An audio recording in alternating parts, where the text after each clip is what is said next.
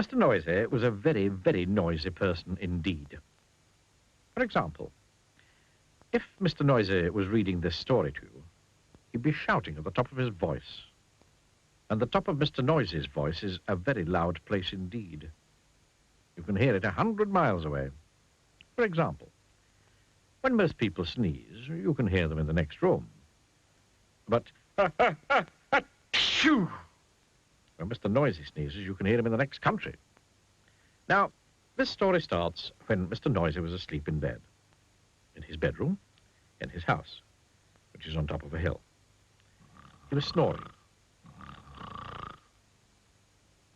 And as you can well imagine, when Mr. Noisy snores, that is a snore worth hearing. It sounds more like a herd of elephants than a snore. Then Mr. Noisy's alarm clock went off. Mr. Noisy's alarm clock sounds like no other alarm clock in the world. Sounds more like a fire engine. Mr. Noisy woke up. And so, too, did all the people who lived in Wobbletown, which is at the bottom of Mr. Noisy's hill. Later that day, Mr. Noisy decided that he had to go shopping. He went out of his house, shutting the door behind him.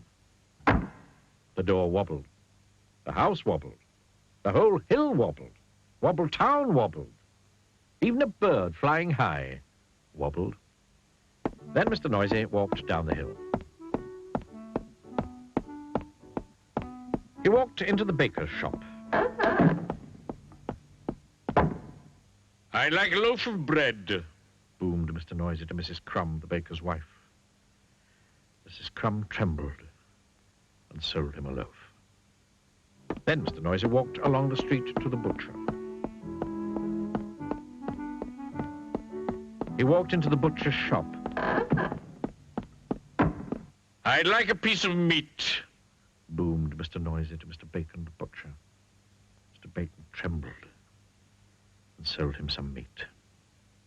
Afterwards, Mrs. Crumb met Mr. Bacon in the street. We really must do something about Mr. Noisy being so noisy, she said.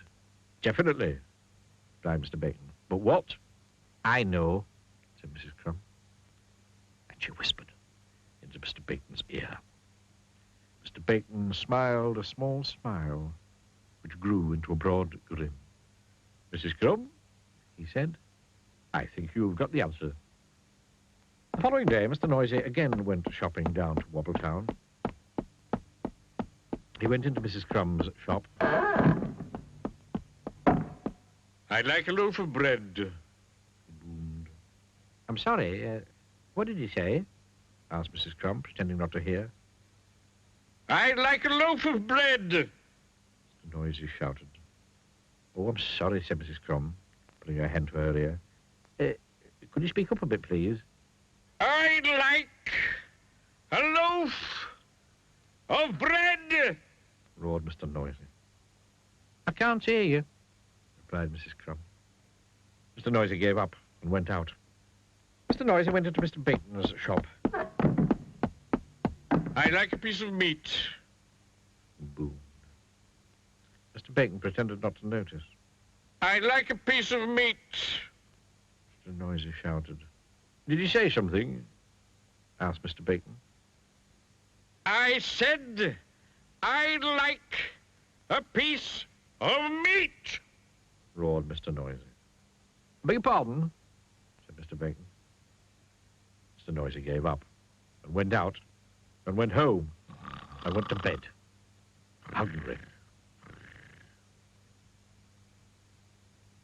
The day after, Mr. Noisy tried again. He went into Mrs. Crumb's shop. I'd like a loaf of bread. Boom. A what? Asked Mrs. Crumb. Mr. Noisy started shouting at the very top of his voice. A loaf of... Then he stopped. Then he thought. And then he said quietly, I'd like a loaf of bread, please, Mrs. Crumb. Mrs. Crumb smiled. Certainly, she said. Then Mr. Noisy went into Mr. Bacon's shop. I'd like a piece of meat. He boomed. Did you say something? Asked Mr. Bacon. Yes, I did. Shouted Mr. Noisy at the very, very top of his voice. like a... And he stopped. And then he thought. And then he said quietly, "I'd like a piece of meat, please, Mr. Bacon." Mr. Bacon smiled. "My pleasure," he said. So, carrying his bread and meat, Mr. Noisy set off home up the hill. And then he stopped. Then he thought. And then do you know what he did?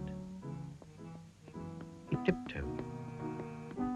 A tiptoe was something that Mr. Noisy had never tried before. It was fun. And you know something? From then until now, Mr. Noisy isn't anything like as noisy as he used to be. And do you know something else? The people of Wobbletown are delighted. Especially Mrs. Crumb, Mr. Bacon. And do you know something else? Mr. Noisy has learned how to whisper.